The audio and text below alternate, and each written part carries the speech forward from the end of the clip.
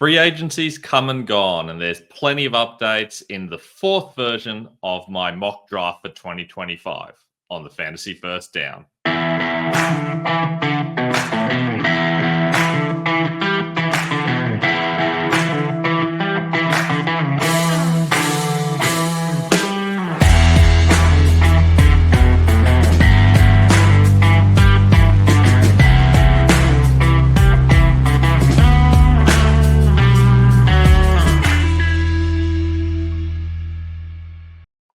I'm Ben Wosley. Welcome to the Fantasy First Down, and welcome to the fourth version of my mock draft for 2025. We're only 2 and a bit weeks away from the NFL draft, so things are getting very serious. There's been a heap of changes since free agency, plus a heap of rumors and other news that's made a number of significant changes as well. I'll be going through all of those and talking through some stuff that's going to help you out understanding what's going to happen with your team in the draft and hopefully help you out a little bit with some draft bets as well. Let's get into it for my fourth mock draft. And as always, we're starting things off with Cam Ward as number one. This thing is pretty much locked in now.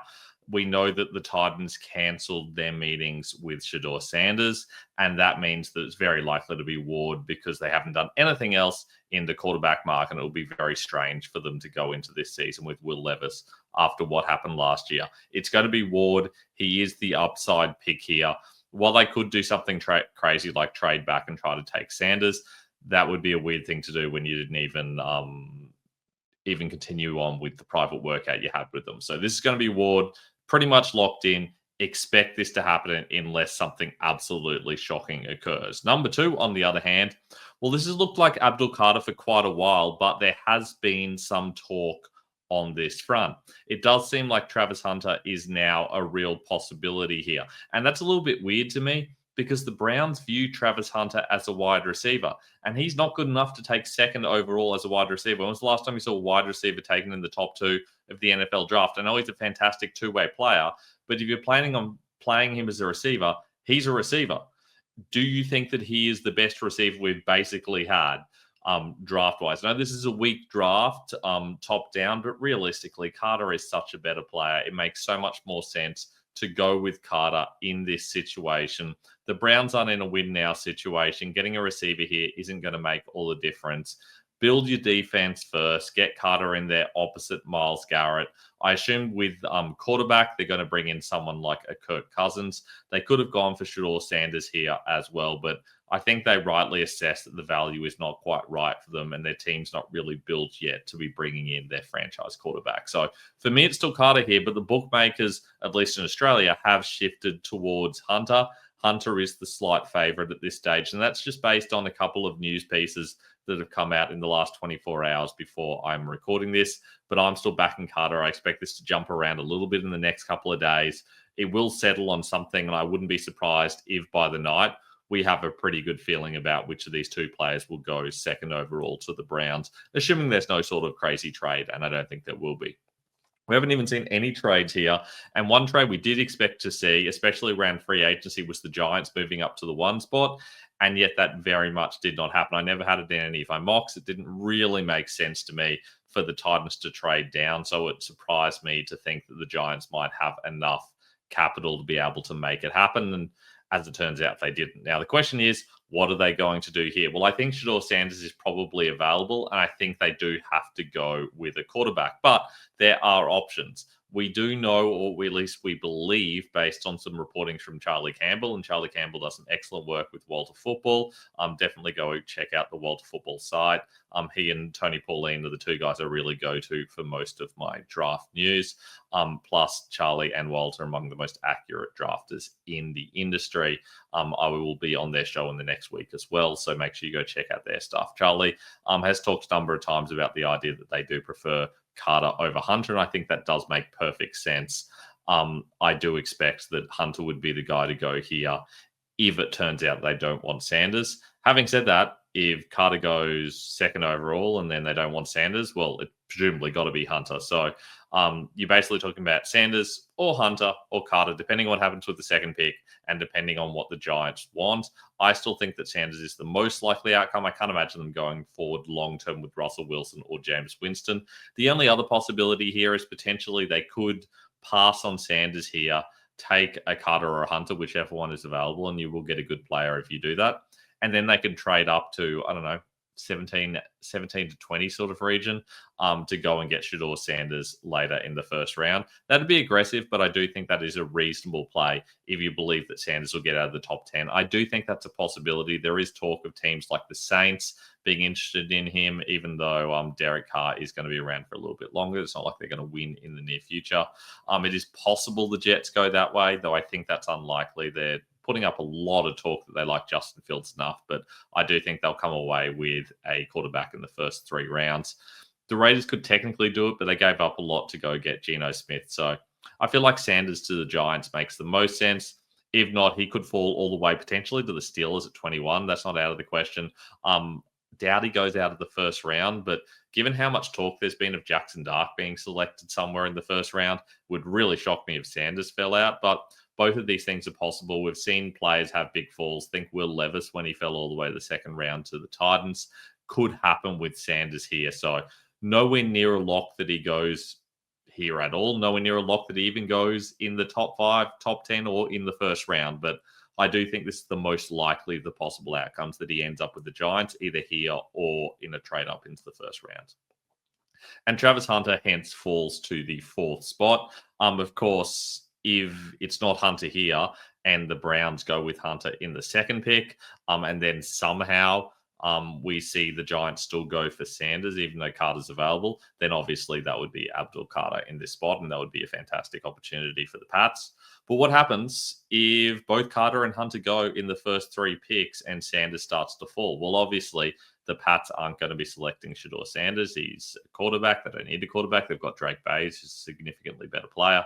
We do know that probably all 6 of the first rounders from last year's class are better than Sanders and arguably better than Cam Ward, according to some people, and I'm inclined to agree, except maybe Bo Nix. I'm still not set on him. What happens to the Patriots? Trade down is a possibility, but I don't know that the team's really going to be desperate enough to move up when Carter and Hunter are gone. I think that probably means the Patriots go O-line, and in that case, I would expect we see Will Campbell. We do believe, according to Charlie Campbell, that they like Campbell better, not just because it's his namesake. But Membu as well has certainly been causing a lot of splash ever since the combine. So it wouldn't be a surprise if the Mizzou guy went here instead. Campbell and Membu are kind of neck and neck when it comes to being the first O-lineman off the board. If it's the Patriots picking them, I do expect it to be Campbell. If they pass on O-line because they can get Hunter or Carter, for example, then I think probably the next team to pick one will be the Jets. And I think they're probably going to go Membu, which is what they're doing this mock, incidentally. But first, we've got the 5th pick, and I've got Mason Graham going here. Still not set on this. There has been plenty of buzz about some teams being worried about his body shape, but they seem to have faded a little bit. He was very highly ranked last season, can get to the quarterback a little bit better than his teammate Kenneth Grant. More of a true rushing defensive tackle rather than Grant, who's closer to being a nose tackle.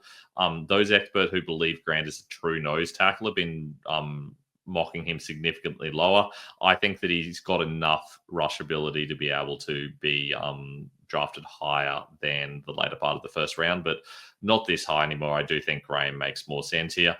The other options were Will Johnson, of course, who I've mocked here previously as a cornerback, or even potentially Travis Hunter if somehow he gets past the Pats, if the Browns don't take him, which is looking unlikely at this stage, and Sanders goes to the Giants, and then the Pats decide they don't want to go with Travis Hunter, and instead they're going to go with an O-lineman. Regardless of the fact that Hunter's available, then Hunter, of course, goes here. And the last possibility, I guess, is Kelvin Banks, who's an O-lineman. There has been some buzz linking Banks to the Jaguars. That would be a surprise. That would mean he's the first one off the board potentially in this spot, but it is a possibility. There has been some talk about that. Now, the Raiders I've moved back and forth on a little bit. Talked about Will Johnson here plenty of times. I do think Sanders is still technically an outside possibility, despite what they did with Geno Smith.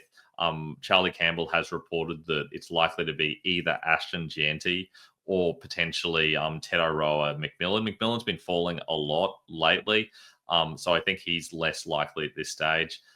And there are a few other outside options as well, but I do feel like these guys are the most likely. I have heard, for example, Walker being mocked here. That's Jalen Walker, the edge rusher. But I think Gianti's probably the most likely pick, and Johnson's probably the second favorite, with McMillan an outside chance. And here's Aman Membu. He's blew up the combine, looked absolutely fantastic. I do feel like he's a good chance here. Will Campbell, I guess, the other possibility for that position. But they could also go defensive tackle, especially if Mason Graham falls. I think that would make sense here. Wouldn't be out of the realm of possibility they go Kenneth Grant either. And Tyler Warren has been linked to them a lot. I think they're probably going to find a player here they like. Potentially even Sanders falls. There's enough players around that are ahead of Warren that I think makes sense. Because you're unlikely to not see at least one of the O-linemen or Mason Graham or Shador Sanders fall to this point. And in that case, they're going to take one of those guys over Warren, I think. But not totally impossible. We see Tyler Warren go here after they missed out on Brock Bowers last year. And realistically, I think we're starting to see they really should have taken Bowers, even though Fashani's been totally okay. With the eighth pick, late change actually for me. I originally had Micah Williams in here, but Jalen Walker's been rising all process. I do feel like he's probably heading to the Panthers now. For me, he's not really a scheme fit for them. I feel like he's better off in a 3-4, and yet I don't know. There's just so much buzz about him being the first true edge rusher off the board, outside, of course, Abdul Carter. Technically down as a linebacker, but he is truly an edge rusher. I feel like he and Williams are the two possibilities here.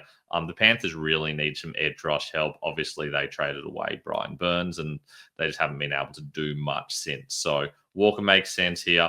Could also be Shamar Stewart. I think this is probably too early for him, but he is explosive. There has been a lot of talk about him, and I'll discuss him more when it gets to that pick. But I do think Walker makes sense here. If he doesn't go here, I wouldn't be surprised if he ends up going in the next pick, but I think edge is by far the most likely outcome for the Panthers.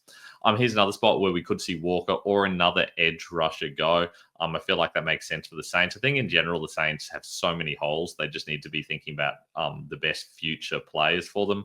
Will Johnson, for me, is a solid fit. They definitely need cornerback help. I've also seen Jade Barron go in this spot as well. Bookmakers have Johnson and Barron very close as the first cornerback off the board.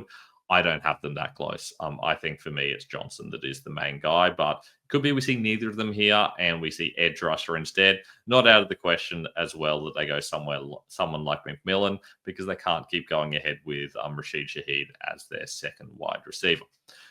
So this is going to be an interesting spot. Also not impossible that Shador Sanders goes here if he starts to fall, though I do think that's unlikely. On the Bears, I've had Will Campbell going here for a long time. I do think O-line makes by far the most sense. They need to protect Callum Williams. They've done a lot in free agency, bringing in the likes of Joe Tooney, but I still think they need a little bit more for the future. I don't think Jonah Jackson can be relied upon, for example. So I think that Campbell is still a real possibility here, or potentially even Kelvin Banks or Membu, whichever one falls. I could also see them going somewhere along the D line. A defensive tackle would be an option, maybe Kenneth Grant in this spot. I also know that this is a very popular spot to see Tyler Warren mocked, and also Ashton Gianti is considered technically the most likely to go here by bookmakers, who seem to think it's either going to be here or the Raiders. I think there's other possibilities as well. Lastly, don't totally discount a cornerback. I think that's possible, especially if Johnson falls or they really love Barron. For me, though, Campbell needs to be somewhere in the top 10. I think the short arm thing's a bit of a crock. And for that reason, I expect him to go somewhere in this spot. Kenneth Grant ending what was earlier on would have been considered a fall, but now some people are mocking him like towards the end of the first round. For me, he belongs somewhere in this range. I think he's a true interior rusher on top of his ability to stop the run. Problem is, I've heard some reports about them wanting speed on defense. That's not Kenneth Grant. He is a big guy. He's like 330 pounds, big run stuffer. who can also get to the quarterback, though he does need some coaching there, something I believe the 49ers can do. So I expect he, Mason Graham, make the most sense. If not, probably O-line, I think, makes sense here. I've given them Kelvin Banks in the past, and that could easily be the case here. I expect if someone like a Jalen Walker falls, they might be tempted to go with him, given how much speed he has off the edge. Micah Williams not totally out of the realm of possibility as well. But gosh, the 49ers suddenly have a heap of holes, so they could go one of any number of directions. Here's McMillan going to the Cowboys. He could go anywhere between, the 6th spot with the Raiders all the way outside the top 20. Big range of possibility outcomes for McMillan. He's a true number 1 receiver, big body type. They don't really need a number 1 receiver for the Cowboys, but they have no number 2 behind CeeDee Lamb. So this would be a great fit. Lamb can do a lot of the small guy work, even though it's not that small. And McMillan can be the big-bodied receiver that they really are needing. They've kind of been using Jake Ferguson to do that a little bit. It's not been working. So I feel like this would be a fantastic fit. Gianti's also a possibility here. I do feel like the Cowboys need to improve their run game. Either he or Marion Hampton are both possibilities. Feels a little bit early for Hampton and feels a little bit late for Gianti, which means they end up in this awkward middle spot where McMillan probably makes more sense. Either way, I do think an offensive weapon is what they need here, or potentially some O-line help to help Dak Prescott. If not, D-tackle, I think, is the other possibility if one of the Michigan guys is left over. And here is the Dolphins doing more to protect Tua Tagovailoa. Obviously, this is going to be important for them. They also need to stimulate the run game, which has really been struggling of late. Kelvin Banks is, for me, probably a top 10 style talent. I do think he's being underrated a little bit. Wouldn't shock me at all if he's the first guy off the board. I think potentially he could end up being a better player than Membo. I think he's just a little bit more polished. And I think he makes sense for the Dolphins. I've previously also been mocking them as safety as well in MN Worry. I think that's a possibility here. Tyler Warren has been talked about to this spot. I don't know that this really makes sense given that they just signed they got some success out of Janu Smith. They don't need to go bring in someone else.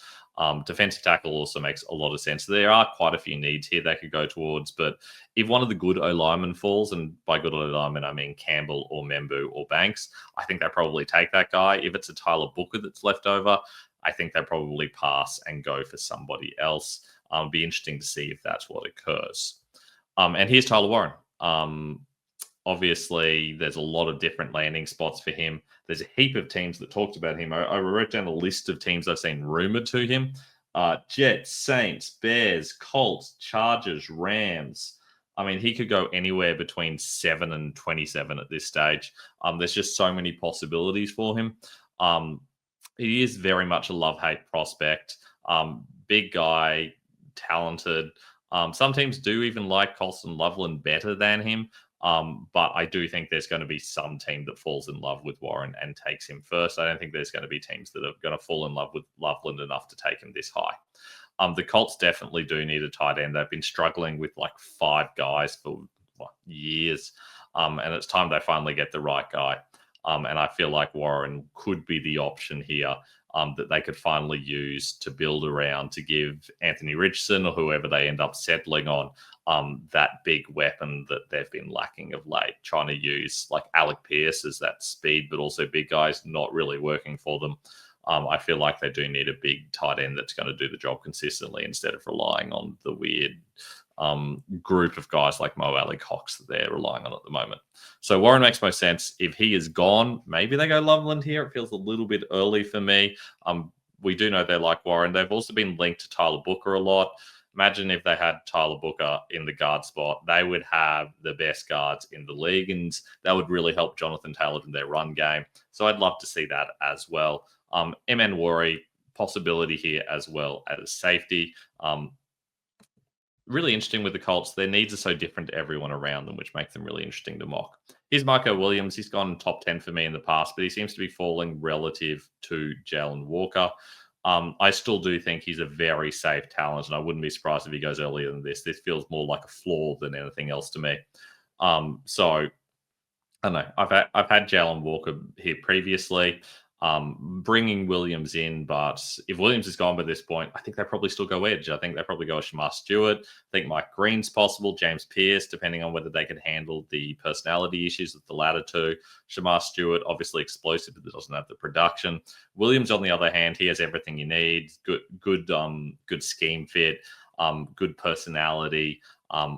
He's got the production, comes from a good school, obviously, in Georgia. So I feel like this makes total sense. I just can't see the Falcons doing anything else. I know they need a little bit of help at cornerback. They have been linked to Jahad Campbell, who's obviously an inside linebacker, but has typically been able to rush the quarterback at times in the past. Could do that if it doesn't work out, like it did with Zaven Collins for the Cardinals a couple of seasons ago.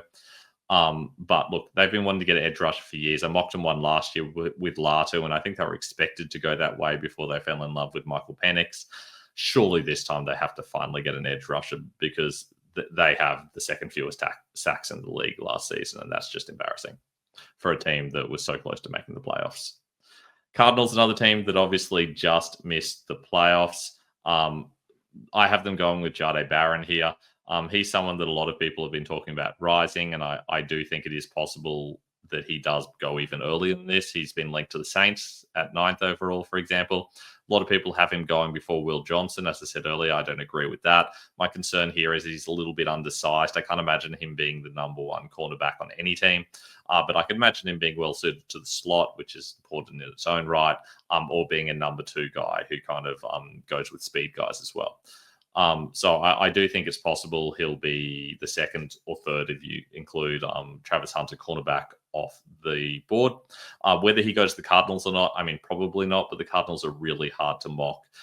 They have been linked with going, according to Charlie Campbell, either O-line, D-line, or cornerback, and all of those are in play here.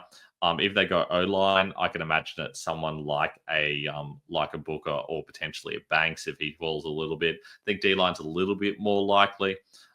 Edge is possible here. You could see some of the guys I talked about earlier with the Falcons, whichever one falls, or potentially someone like a Walter Nolan. I mocked them in my last mock as well. But I really do like the chance of Barron going somewhere in this range. So this kind of makes sense.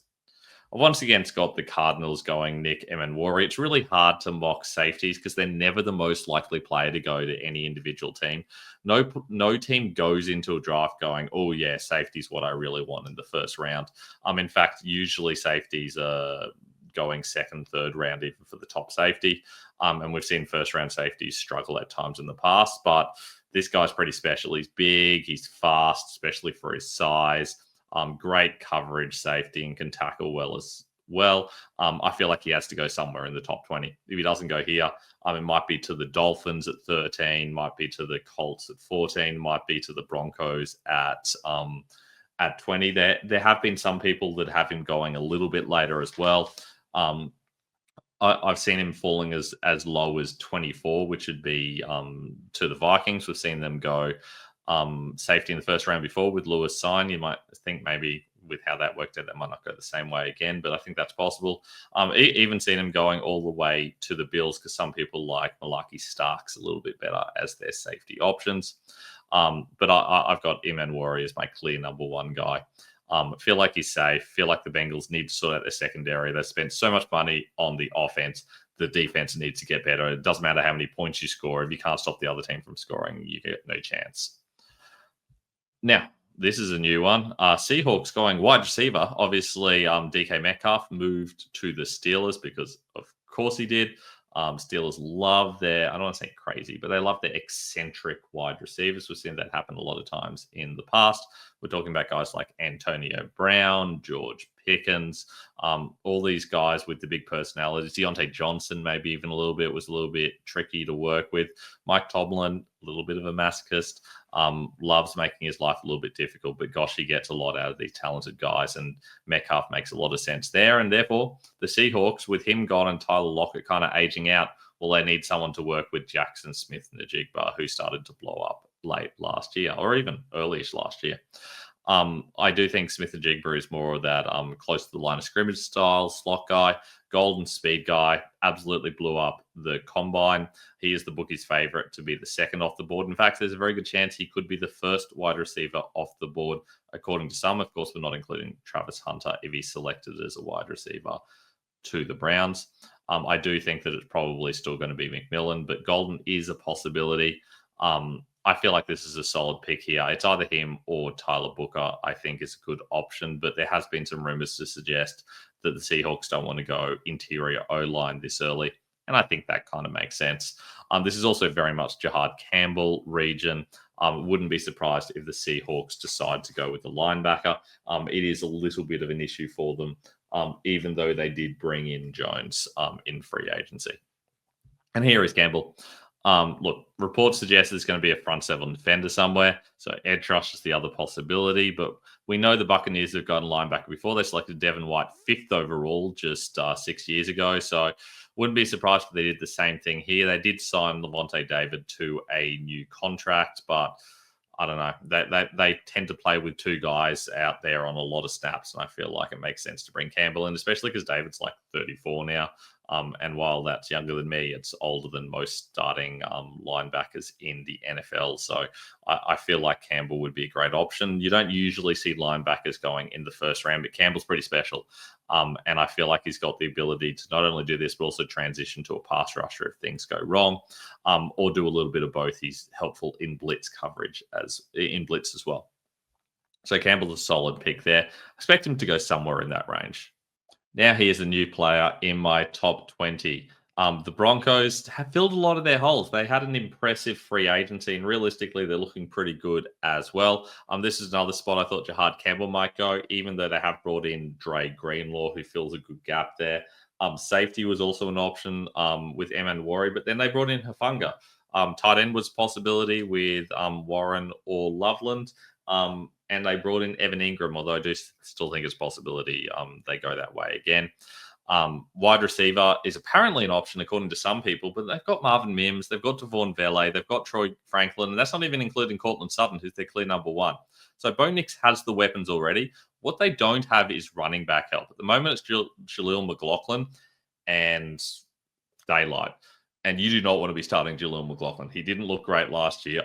Very much a speed guy who can come in and be a change of pace guy. They need a guy who can carry a load. And Amarian Hampton has carried the load. Second most carries just across the NCAA last season. Look, even for North Carolina, who are known for having their big carrying running backs, Hampton was busy. For that reason, I do feel like he's a guy who can come in and do a job. There is a little bit of risk of selecting someone with so much tread in their tires, but I don't know, you only need him for 4 seasons. It's not like you're or 5 seasons because it's a first round pick. It's not like you need him for his whole career. Just he's a running back. You get him for 5 years. You're happy with that. You move on. The Broncos are very much in a Super Bowl window at the moment. Not that I believe in Bo Nix that much, but I think Sean Payton does and believes that he needs the guy that can help him on the ground to free up Bo Nix a little bit more in the run game. Hampton's turned into a clear first-round option. I think this makes a lot of sense here. Walter Nolan going to the Steelers is interesting. I have previously, of course, been giving them wide receivers. I had a Booker, I think, last time out, but obviously they picked up DK Metcalf. Makes sense they'd go elsewhere this time. So I have them going D-line. A lot of people have them going quarterback here. I think that makes sense. They do need a quarterback. Aaron Rodgers has been linked to them a lot. Heck, by the time you watch this, he might even be going there. But I do think if Shedeur Sanders gets anywhere near this point, they probably snap him up. I also feel like Jackson Dart is a possibility, but apparently they don't love him in the first round. And for that reason, I'm more inclined to go D-line, which is another big hole for them.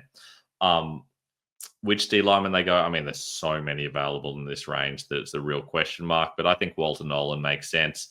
The kind of player teams can fall in love with, but enough issues there that you can be a little bit scared off. There's some character concerns. His tape's not consistent, but as we've been saying, when did the Steelers ever care about character concerns? I think Nolan belongs somewhere in this kind of 16 to 25 range.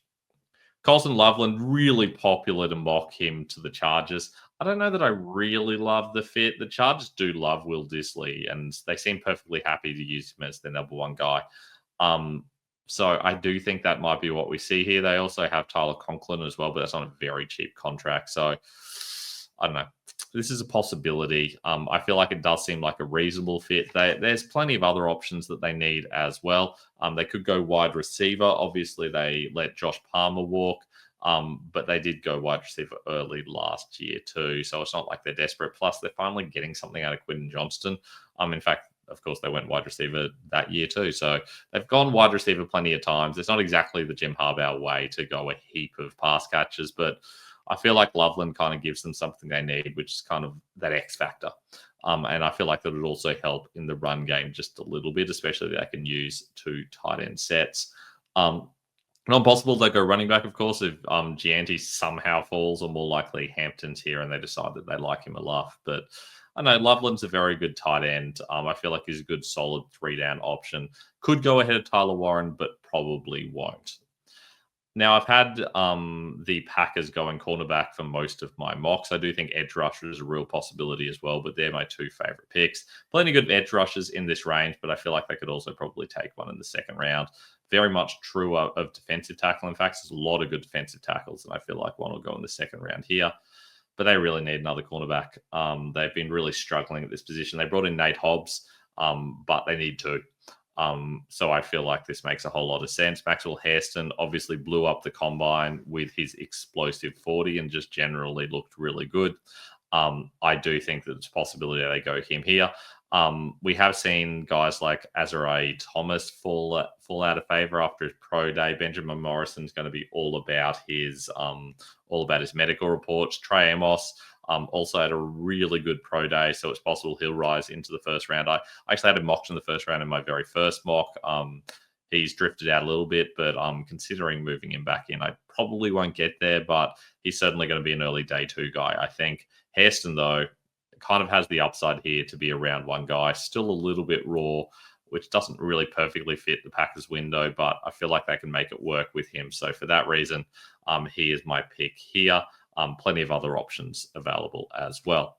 Now, generally, I like the Vikings going quarterback as well, but it's not really a great one available. Defensive tackle is also very much an option here, and there are a couple of guys that they could go at this point there. But they've got a brilliant guard on the board available at Tyler Booker. This is probably too late for him. I think he could realistically go to the Colts at 14. It's just that teams don't generally like taking interior linemen too early in the first round. So this is more of a fit, even though Booker is very, very, very good as an interior lineman. He's definitely not going to be drifting outside to tackle. This is where you're going to use him. The Vikings did bring in Will Freeze, which really helps. But they do have one more spot that they need to fill to give them an elite O-line, which would not only help Aaron Jones and the run game in general, would also keep JJ McCarthy clean in his redshirt rookie year after he was injured all of last season. If they're going to have a chance in the Super Bowl, they're going to have a chance of sparking Justin Jefferson and Jordan Addison back up and giving McCarthy a chance of staying healthy this season. They need to get the O-line perfect. I feel like Booker would be a great fit there. The defense still sucks, and they're going to need to add a lot to the defense in this draft, but I feel like you can't pass on Booker here. Now, I've had the Texans going defensive tackle for a long time. They've really got 3 options. They can go defensive tackle, they can go O-line, or they have made a lot of moves to the O-line already. And I guess the third possibility, not really my favorite possibility, but they could potentially go wide receiver, even though they brought in Christian Kirk. Tank Dell's obviously out for the season, so that's a possibility. But I do think they probably go D-line. O-line is an outside chance because I think they've brought in enough players that they feel they're set. So Derek Harmon is the pick here. He actually comes in for his Oregon teammate, Jordan Birch. Harmon is moving up. Birch is kind of drifting a little bit. Both of them are kind of on that first, second round bubble. There's a whole heap of defensive linemen on that bubble. I've just picked Harmon because I think he makes the most sense here. Bit of an upside pick. I do feel like he's the kind of player that could fill the gap they needed. He had a good combine. Initially viewed by most as a second rounder. I know Charlie Campbell still considers him a second rounder, but most people I trust do consider him a first round option. So I'm going Harmon here, although that may change before the draft. The Rams, really interesting and hard to predict because they've got so many random needs. I look at about 8 or 9 mocks that I kind of trust to try to get ideas of what other people are doing to make sure I'm totally not off board. And there's some weird plays going to the Rams. It's really hard to mock players to them. I've gone wide receiver, even though they've got Devontae Adams, because Adams is well into his 30s. I feel like giving Matthew Stafford 3 good receivers would make this offense hum. So I do like the idea of going that way, but they could equally go tight end here, potentially. Bring in a Loveland if he is available. Questions as to whether he would be available. I do think it's a possibility to replace Tyler Higbee. Could go Jahad Campbell if he somehow falls. They definitely need linebacker help. They can't keep going forward with Christian Rosenboom.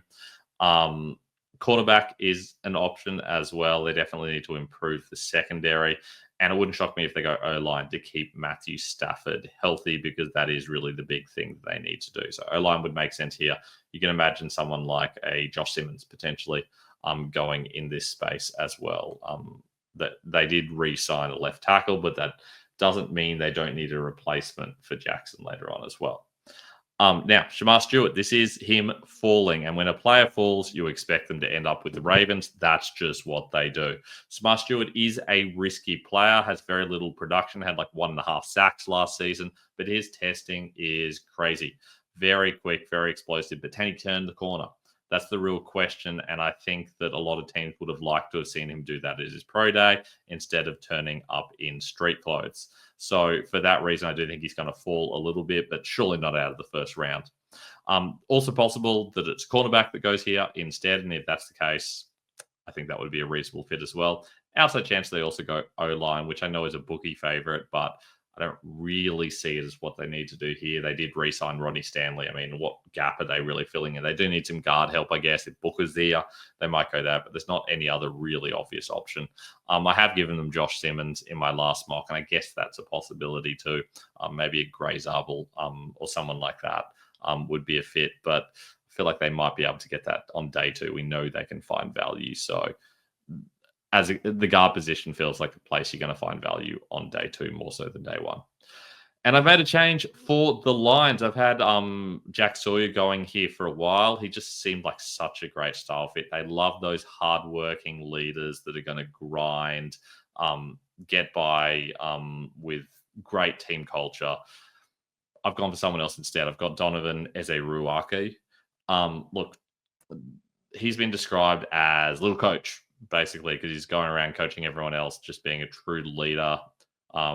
Arguably, you could argue he's a little into himself, and that may be true, but he works hard, he's resilient. Teammates describe him as a leader. That sounds like a Dan Campbell kind of player to me. He's definitely been rising on a lot of boards. I'm seeing him late in a lot of first-round mocks, not a lot of the time to the Lions, and that surprised me because this seems like such a fantastic fit.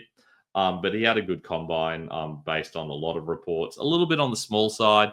But opposite Aiden Hutchinson, I think they can make that work. This would be a fantastic pick.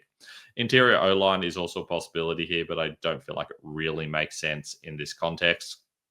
I guess they could also go cornerback and add a third one of those. And if the right big defensive tackle falls here, I can imagine them going in that direction too. But love to see them go edge. I think it's probably their greatest need. Another team that really needs an edge is the Washington Commanders. They have been struggling at this position for years and just using random dudes, getting most of the pressure through the interior with guys like Jerron Payne and Jonathan Allen. They don't have that anymore, so they really need the edge rush to be a lot better. I think that's the most likely option here. Could see them going wide receiver too, despite Deebo Samuel turning up. They just really had nothing last year, and they need to make life easier for Jaden Daniels. They could also make it easier by giving him a tight end who's not Zach Ertz, or potentially even a better offensive tackle. There's plenty of options here at the end of the first round that would be okay. But I think edge rush is their number one need. I've got them going James Pierce. Look, he's explosive. Major character concerns caused him to drop. I originally had him as like a potential top 10 option. But I don't know. He is more suited to 3-4, which is a bit of an issue here. I don't know this is really a true scheme fit, but this is the right range for him. He needs to go somewhere in this first round as well. Another D lineman, but a big boy this time, Alfred Collins, big bad run stuffer, makes perfect sense for the Bills, who were not able to stop the run at all last season. Plenty of guys on that second round bubble. I feel like Collins makes sense here. Another possibility is Malaki Starks, who I want to talk about. I haven't fit him into this mock, which is a little bit surprising given he is such a good player and deserves to go somewhere in the first round despite being a safety. It's just so hard to mock safety to the teams. In my final mock, I'll put him somewhere because he needs to be in there somewhere. But in this case, there's no natural fit. Cornerbacks also a possibility. They need to work on the defense in general, but I think Collins is the guy for them in this situation. It just makes so much sense. Look, I've had the Chiefs going O-line for years, basically. I think I had them going offensive tackle last season. And I think even the season before, I had O-line too. And they keep not doing it in the first round. Very frustrating. I wasn't mad at them going wide receiver last year. I will admit, for me, it was wide receiver or O-line. But they need to go O-line here. It absolutely just must happen. I know you could argue they could still go wide receiver. Luther Burden's someone I don't have in my mock, for example. And I think he would have made sense. But I don't know. You got to protect Patrick Mahomes. He's your most valuable asset, and he keeps getting injured. He's getting sacked so often. You need to give him space to operate. It doesn't matter who he's passing the ball to if he's got space and time. So get the O-line sorted, bring in someone good who's going to make it work. Josh Simmons probably won't last to this spot here, but there are other guys like Gray Zabel, Josh Connolly, Emory Jones potentially, who could go in this range. So just grab one of them, slot him in at left tackle, or slot him inside if that makes more sense based on who else is available, and then just go about your day and worry about day two. It's just so simple for the Chiefs to me. I wouldn't be thinking about other positions, but knowing them, they definitely will be. Finally, we've got the Eagles. And gosh, it must be nice to be the Eagles, where coming off a Super Bowl, still have so many strengths. For me, they really need to get another edge rusher with Josh Sweat moving on, but they can afford to take some risks, and so they do. And gosh, there's some risks available here, but some very talented players. Mike Green is the guy I've mocked to them. Some people have him going as high as the top 15. There are some significant character concerns, mostly around a bit of a DV issue that arguably led to his suspension at UV before he moved to Marshall. Look, he's productive, he's explosive. Assuming they can get the best out of him, he's going to be very good. We know that the Eagles are more than happy to take risk on character, and in this case, it makes sense to do so. Plenty of other options they could go here.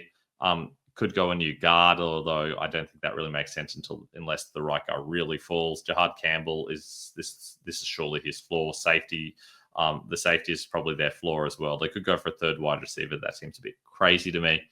And finally, I guess you could see a cornerback go here as well, but I don't know. The bookies have edge rusher as their most likely outcome, and for me, I would be strongly inclined to agree. And that's all we've got for my first round, but I did want to take you through some other names we didn't see, just to give you an idea of some players you could see in the first round, talk about why I don't have them, but what might happen with them. Jackson Dart is the first one. Talked about him briefly. Quarterback has been rising through the process. He and also Tyler Shaw are the two guys I've heard talked about as potential first-round guys. In fact, the bookies, at least here in Australia, have over 2.5 quarterbacks in the first round being a heavy favorite. I disagree. I don't think Dart really makes sense. We could see a team trade up into the first round to grab him. I still think that's possible, especially the Giants, for example, pass on Sanders, and then he gets taken under their nose by someone like the Saints or the Steelers. Potentially they move up to get Dart. Could also see the Saints or Jets do that. We know that they're both interested in guys early in the second round. They might jump into the first to get that fifth-year option, or potentially get ahead of their opposition. So Dart is a possibility there. Running back wise, nobody to me that really clearly fits into that spot. Could see someone like a Quinshon Judkins there. I think Amarian Hampton is probably the only guy that is really a true threat to get into the first round outside GNT though. Wide receiver wide, Luther Burden, little bit small, speed guy, very much could be seen in the first round. In fact, in the majority of mocks I've looked at, he is in the first round. I just couldn't fit him in. There's no natural spot for him, and I do think Ibuka belongs ahead of him. Isaiah Bond has been seen in some at times. I think that's getting highly unlikely at this stage. Tight end wise, we could see Elijah Arroyo go potentially to the Chiefs, for example.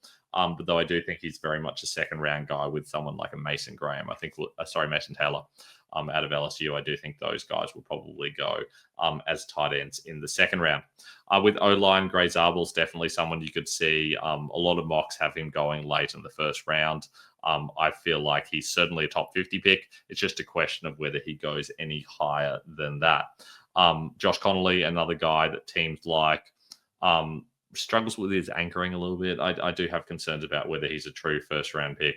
I feel like he's more likely a guard. Emory Jones, another guy that could go in the first round as well. I have also had Jonas Savaiinaea in here previously. I don't think he's a natural fit. And Donovan Jackson, I've dropped back out after having him in my last mock as well, just because he's very much definitely a guard. And I don't think he deserves to go, or not so much deserves, but I don't think he's a fit to go that high. Jordan Birch, I've dropped out as well. Good interior rush option, but I don't know. Had a great combine, but maybe just not quite the right fit for most teams and a little bit small. But he'll be on the bubble. He's a possibility.